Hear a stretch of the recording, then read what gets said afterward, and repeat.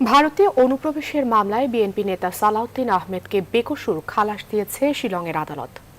বৈধ কাগজপত্র ছাড়া ভারতে ঢোকার অভিযোগে বিএনপির স্থায়ী কমিটির সদস্যের বিরুদ্ধে ফরেনার্স অ্যাক্টের ১৪ ধারায় ২০১৫ সালের মে মাসে মামলা করেছিল শিলং পুলিশ। আরো জানাচ্ছেন তৌহিদ শান্ত।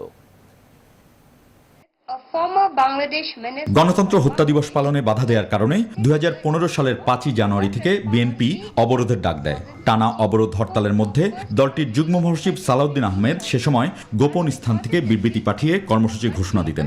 এমন একটি পরিস্থিতিতে ১০ই মার্চ সালাউদ্দিন আহমেদের সহধর্মিণী হাসিনা আহমেদ অভিযোগ করেন, পুলিশ পরিচয়ে তাকে উত্তরার বাসা থেকে আটক করে নিয়ে যাওয়া হয়েছে। এই ঘটনার প্রায় ২ মাস পর সালাউদ্দিন আহমেদকে ২০১৫ সালের ১১ই মে ভারতের মেঘালয় রাজ্যের রাজধানী শিলংয়ে খুঁজে পায় স্থানীয় পুলিশ। ভারতে যাওয়ার বৈধ কোনো কাগজ দেখাতে পারেনি বিএনপির এই নেতা। পুলিশকে জানান, ঢাকার উত্তরা থেকে অপহৃত হওয়ার পর তার আর কোনো কিছু মনে নেই। মানসিক হাসপাতালেও ভর্তি করা হয় তাকে। ওই বছর জুনে শিলং পুলিশ তার বিরুদ্ধে দায়ের করা মামলার অভিযোগপত্র দেয়। ৩ বছর ধরে চলে এই মামলা। আর মেঘালয়ের রাজধানী শিলংয়ে কার্যত বন্দি জীবন কাটান সালাউদ্দিন।